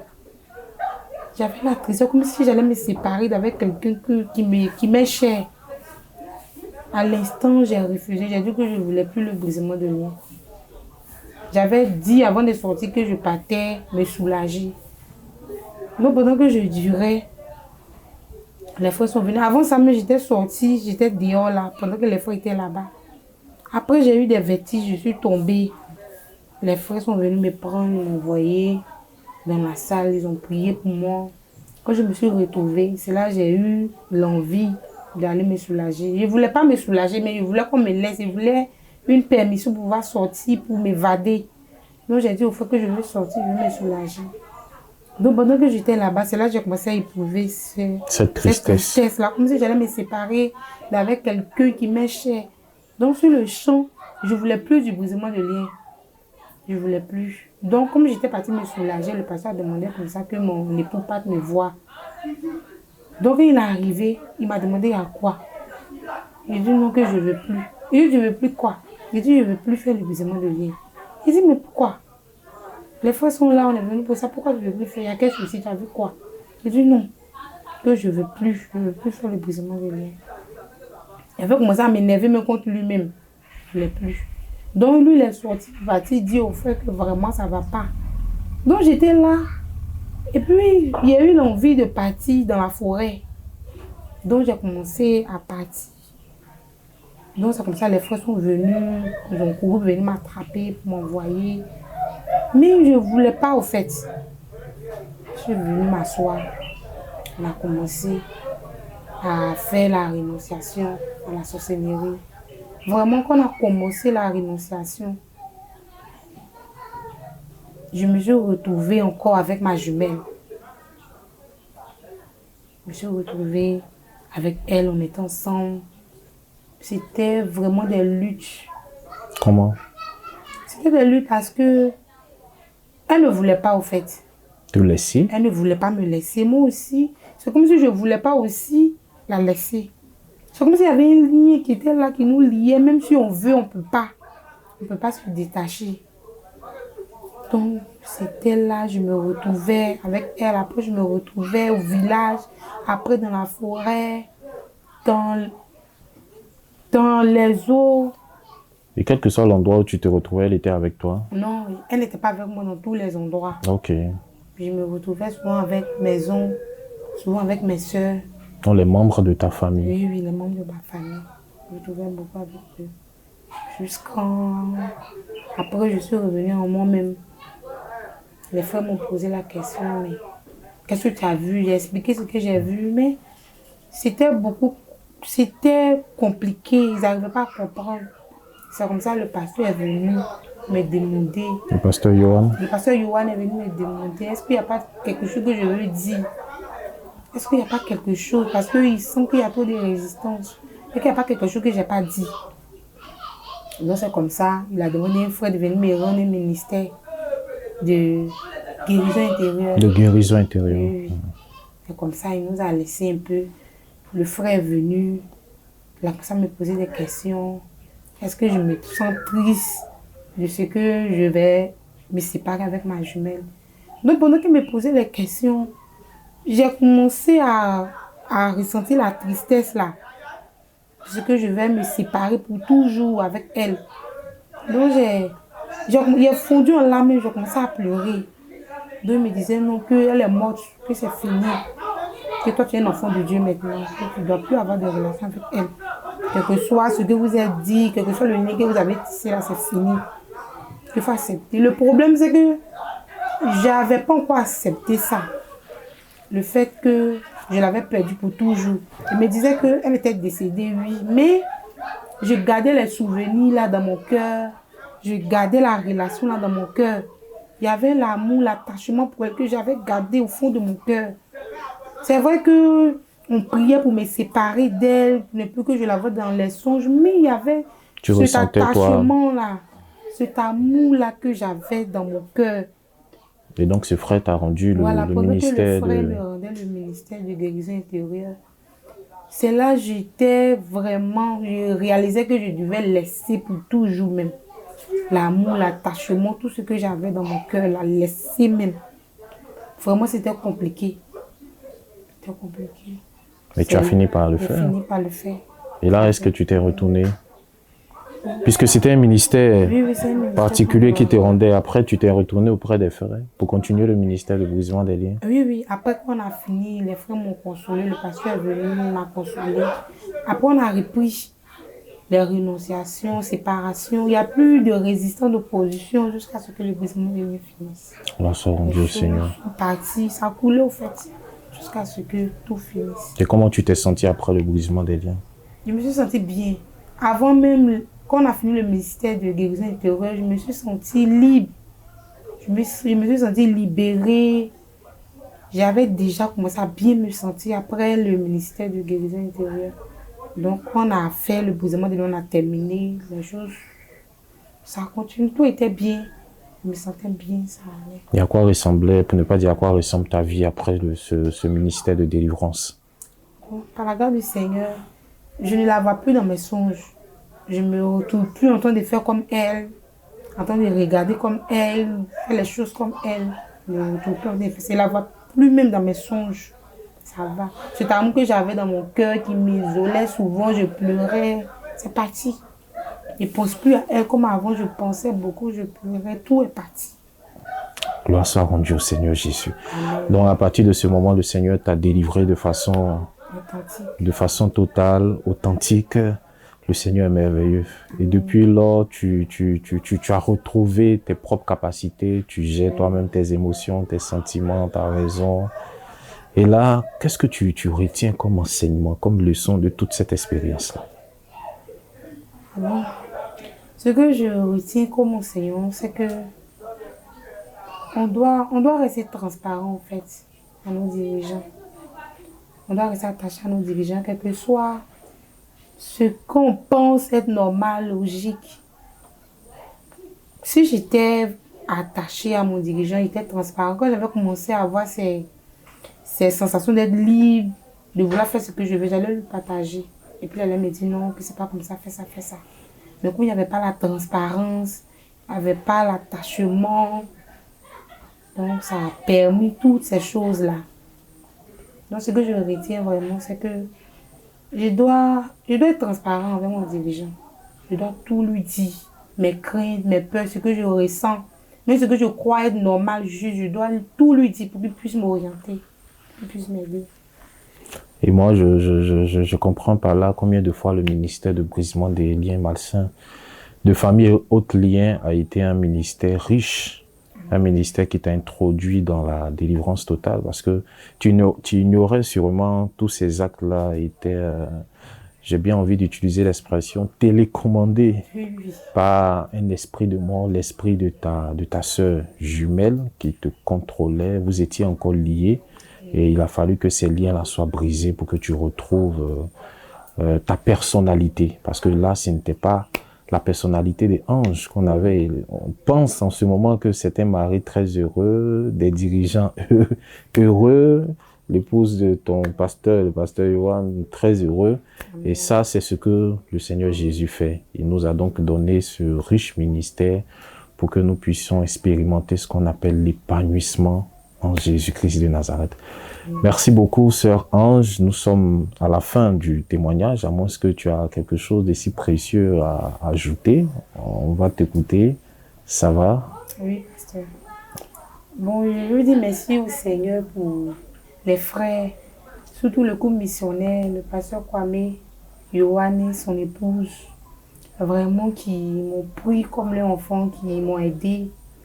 Même malgré cette crise de rébellion, qui ont été toujours là, qui ne m'ont pas rejeté, qui m'ont aidé. Les frères aussi qui m'ont rendu ministère, qui ont payé le prix, persévéré pour me rendre misère jusqu'à ce que je sois délivrée authentiquement. Vraiment, je veux dire merci au Seigneur pour ses parents, pour cette famille merveilleuse qu'il m'a donnée. Ok. La commission est arrivée. Et là, moi, je veux aussi te dire merci. Merci d'avoir partagé ton témoignage, ton expérience, une riche expérience qui va édifier ou qui a édifié tous ceux qui nous écoutent en ce moment. Et ça, c'est ce que le Seigneur Jésus fait. Ma prière, que tout ce qui a été reçu, obtenu en Christ, soit caché dans le sang de Jésus. Amen.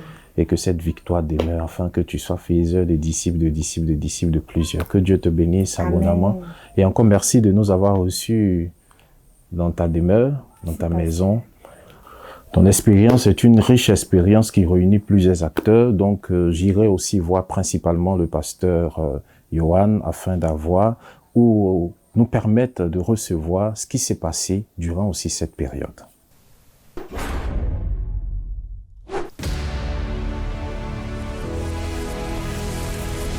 Radio, télévision, Voix de la Croix, la chaîne de la Bible.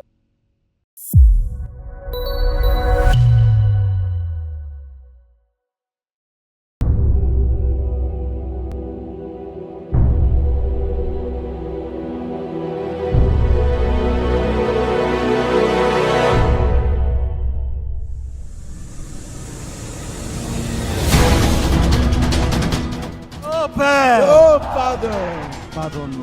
Forgive us. Deliver nos familles. Deliver our family. Venez massivement à Atiékoua, quartier général de la CMCI Côte d'Ivoire, pour vivre la 18e édition de la Grande Croisade de jeûne et prière pour le renversement des principautés personnelles et familiales.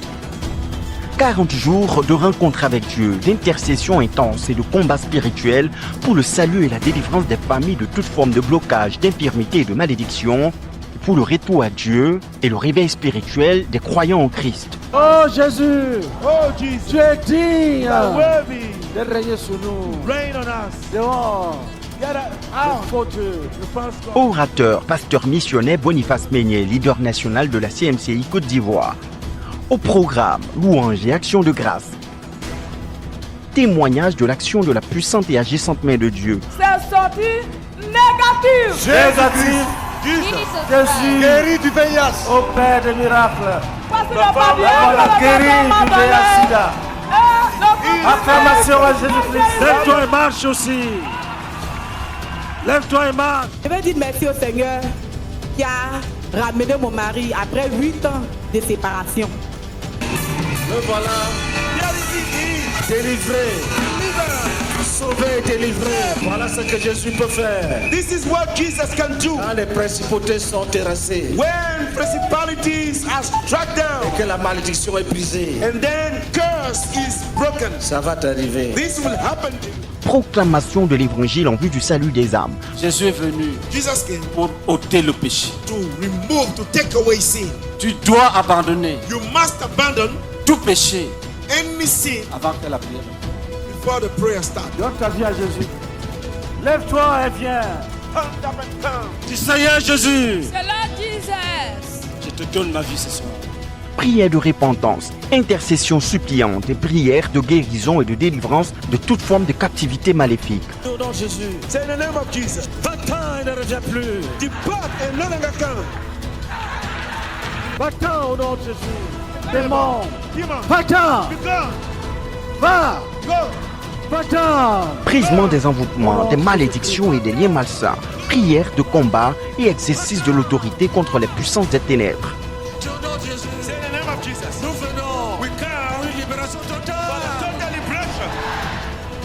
Sois délivré. Sois délivré. Sois délivré. Poursuivi par la mort. Viens entrer pleinement en possession de ton héritage de salut, de guérison, de délivrance, de victoire, de prospérité à tous égards et de toutes sortes de bénédictions en Jésus-Christ.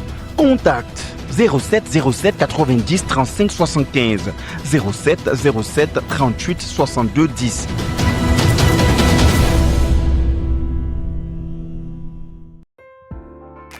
Brisement des liens malsains de famille et autres liens.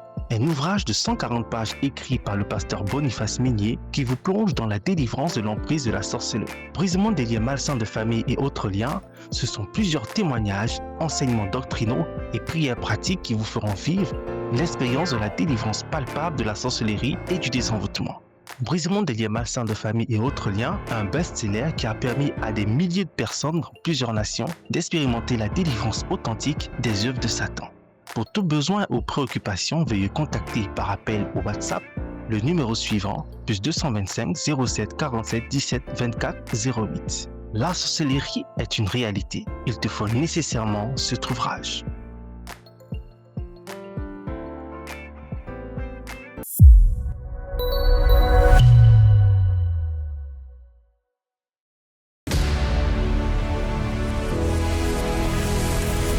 Radio, télévision, Voix de la Croix, la chaîne de la Bible. Pasteur Johan, bonsoir. Bonsoir, Pasteur Anou. Merci de me recevoir chez toi. Oh, pas de quoi. Je tiens à rappeler à nos téléspectateurs que je suis en compagnie du pasteur Johan, qui est le pasteur principal du département de Kouibli, de la CMCI Kouibli. Encore merci de me recevoir. Je viens à peine d'écouter une expérience de la sœur Ange et j'ai vu là un revirement à 360 degrés de quelqu'un avec qui les rapports étaient cordiaux et du coup se retrouve être dans une posture de rébellion. Comment vous avez vécu cette transition? Bien, Pasteur Anou, il faut dire que c'était vraiment étonnant. Quand nous avons reçu la sœur et son époux, ils étaient très bien. Elle était ouverte. On échangeait de tout. Elle me partageait ses craintes. Elle me partageait ses peurs. Elle me partageait ses joies. Et nous étions heureux. J'étais son faiseur de disciples. Bon, à un certain moment, la sœur était très épanouie avec moi. On marchait ensemble. Quand elle lisait la Bible qu'elle ne comprenait pas, elle me partageait, je l'expliquais, je lui donnais des livres pour lire. Et elle récitait même la Bible. En tout cas, tout allait très bien. Et comme tu l'as dit là, vraiment ça nous a choqués. Ça nous a surpris. La sœur, tout d'un coup, a commencé à se retirer, sans donner d'explication. Bon, j'avais remarqué que la sœur se réservait. Elle avait commencé par se réserver. Quand on finit les rencontres, habituellement, elle passe le temps avec moi, elle n'a même pas envie de se séparer de moi. Je suis obligé de me dire qu'il rentre chez ton époux, rentre voir ton mari. Mais à un certain niveau, la sœur, c'était comme si elle n'était plus à l'aise de ma présence. Avant, quand je partais chez elle, on causait, j'étais dans le fauteuil, je me couchais là. Oui, comme elle disait, parfois même des heures au téléphone. Des heures au téléphone, en tout cas c'était... Mais à ce moment, c'était difficile. À peine on arrivait à tenir une conversation. Quand on commençait, comme si la mère s'était débarrassée de moi. Et surtout que tu n'étais pas seul. C'est pour ça qu'elle dit comment vous avez vécu. Effectivement, avec mon épouse, c'était encore plus difficile. Elle ne voulait même pas sentir mon épouse. C'était très compliqué. Et quand elle partait à la chambre de prière et que mon épouse priait, elle trouvait toujours des choses à dire. À chaque fois, m'appelait, elle se plaignait que voilà, qu'elle a prié, ma femme n'a pas bien répondu, amen. Bon, vraiment, c'était des choses comme ça qu'on ne comprenait pas. Comme elle a eu à nous expliquer. Mais quels étaient les sentiments qui t'animaient en ce moment-là? Bon, j'ai tenté de comprendre la soeur en fait. J'essayais de lui dire que non, il n'y a rien. Tu te fais des idées pour rien. Nous t'aimons, nous sommes avec toi. Il n'y a rien, il n'y a pas de problème. Que c'est le diable qui nous sépare. Soit dans le repos, je suis avec toi. En tout cas, j'essayais de l'encourager pour lui dire que vraiment, je suis toujours là. Et effectivement, elle me voyait. Mais c'est elle qui me repoussait. J'ai tenté de comprendre ce qui s'est passé en fait. Donc, j'avais commencé, ne comprenant pas, j'ai commencé à prier pour elle. J'ai commencé à prier pour elle. Je me suis dit que certainement, c'est le péché. Parce qu'il n'y a que pour moi, il n'y a que le péché qui peut amener quelqu'un à se séparer des frères. C'était pas seulement moi seul, même avec les rapports avec les autres. Elle avait commencé à se séparer. Elle avait intégré les semaines, elle était heureuse, contente, joyeuse. Elle chantait bien aux répétitions. En tout cas, elle galvanisait les autres. Et elle donne beaucoup d'amour. C'est une sœur qui aime. Tout d'un coup, elle a commencé. Elle a cessé. Et elle s'est même retirée des semaines. Je l'ai approchée. J'ai dit quel est le problème. Elle dit non, elles ne se sentent pas aimées, et elles racontent des histoires, on ne comprend pas. Et pour finir, la prière va porter du fruit. Et effectivement, nous avons commencé à prier pour elle. On priait pour elle et la prière a porté vraiment du fruit. Comment? J'ai remarqué que la sœur avait commencé à s'intéresser au sermon que je prêchais. Parce qu'il faut dire qu'à ce moment-là, quand je prêche là, c'était compliqué. Elle trouvait des contradictions dedans, elle disait que non, voilà, c'est comme ça, c'est comme ça. C'était compliqué. Et un jour même, on m'a rapporté, c'était un propos, ça m'a déchiré le cœur, mais comme je suis un homme de paix, je n'ai pas voulu en parler. Après un sermon, quand elle est sortie, elle a oublié qu'il y avait cet frère, parce qu'elle avait une soeur qui habitait chez elle, avec qui elle a développé un réseau de calomnie. Donc, il y a un autre frère qui passait, qui était avec eux pendant qu'il rentrait après le culte. Ne sachant pas que, oubliant que le frère était là, elle a commencé à parler de nous, calomnie, critiquer, parler du sermon, puis se moquer de moi. C'est comme ça que le frère a rapporté ça. J'ai eu mal au cœur. J'en ai vraiment souffert. Parce que c'est une sœur que j'aime. Okay. Mais j'ai rendu grâce à Dieu. Et nous avons continué à prier. Donc, comment j'ai constaté que la prière est en train de porter? C'est que la sœur a commencé, pendant que je donne les messages, elle se lève et puis elle commence à prier. Elle se lève et commence à prier. Et puis, dans la prière qu'elle fait là, elle montre que c'est elle le problème. Oh Seigneur, mon cœur est mauvais. Oh Seigneur, pardonne-moi. Du coup, je comprenais que le Seigneur était en train de travailler. Donc, ça m'encourageait à continuer à prier pour elle davantage. C'est ça. Et le travail du Seigneur ne va pas s'arrêter là. Durant notre séjour ici à Koudli, on constate l'accent mis beaucoup sur la délivrance.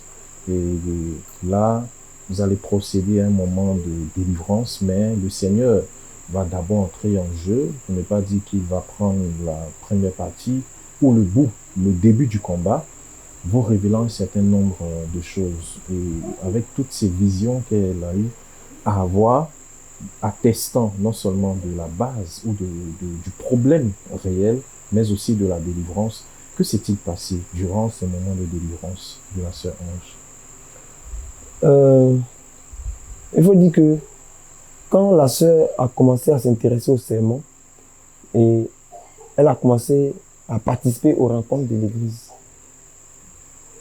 il y a certaines rencontres auxquelles elle ne passait plus, comme les veillées, parce que nous faisons régulièrement les prières de combat et de l'exercice de l'autorité. Elle a commencé par s'intéresser à ça, à participer. Et donc, pendant ces prières de combat, là, elle a commencé à manifester les démons. Donc, les frères l'ont porté pour l'emmener à l'équipe de délivrance. Et c'était vraiment... Il y avait une particularité chez la sœur.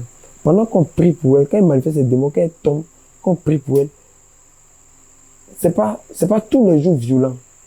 Ça a été violent une, deux fois. Mais la plupart du temps, la sœur est comme morte. Toutes les prières qu'on fait, elle ne aucune voix, aucun signe. C'est comme si vraiment ça nous plongeait dans une certaine inquiétude. On prie, on prie, on prie. On tente de la réveiller. Zéro. On prie, on prie, on prie. Donc, c'est ça que j'ai remarqué le plus souvent chez la sœur. Donc, quand nous avons commencé, la première fois qu'elle est tombée, on a prié, la sœur est restée comme ça. Restée comme ça. On a prié pendant 2 heures du temps. C'est après 2 heures du temps, de 2 heures du matin, elle est tombée à 4 heures. C'est là, elle s'est ressaisie. Et on lui a posé les questions d'expliquer les différentes visions qu'elle a eues.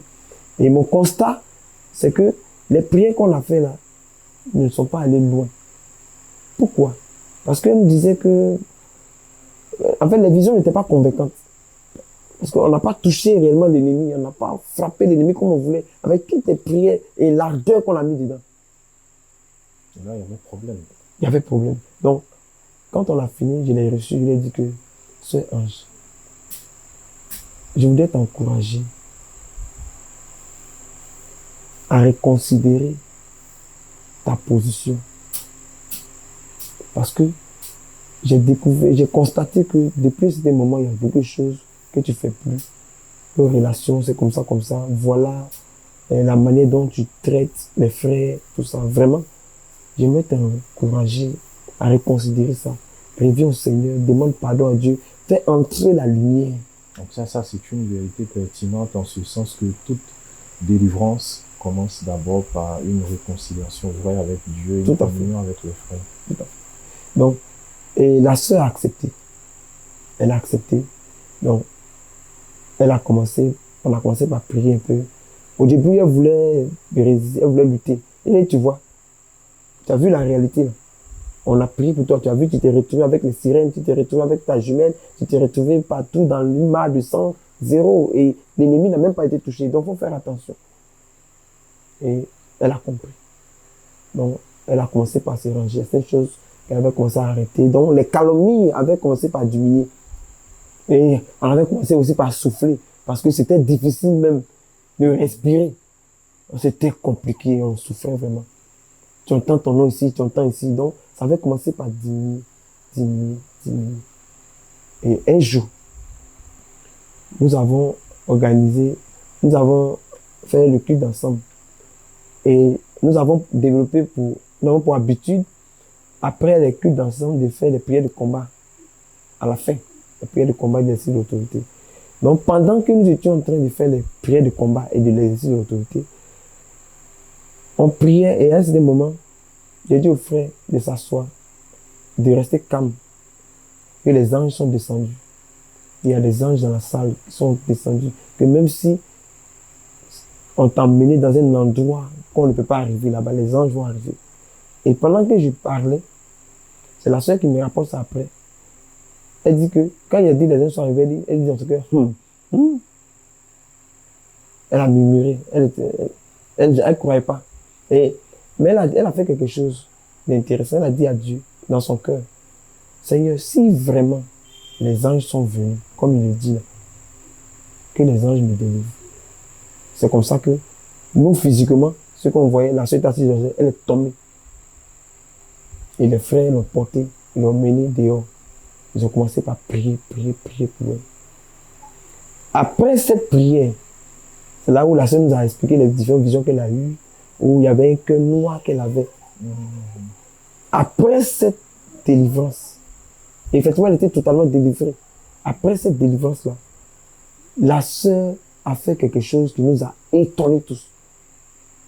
Elle nous a expliqué qu'il y avait un cœur qui a quitté, un nouveau cœur entré en elle. Et la sœur a commencé par demander pardon. Pasteur Arnaud, j'étais étonné. Sa repentance était si profonde dans les moindres détails. Les choses qu'elle a fait, il ne savait pas.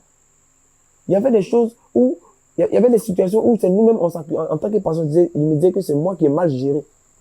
Elle me dit non, ce jour-là, c'est moi qui avais provoqué ça comme ça en faisant ça. Parce que j'étais étudié en faisant telle chose. Je sais que telle chose va aboutir. J'étais étonné.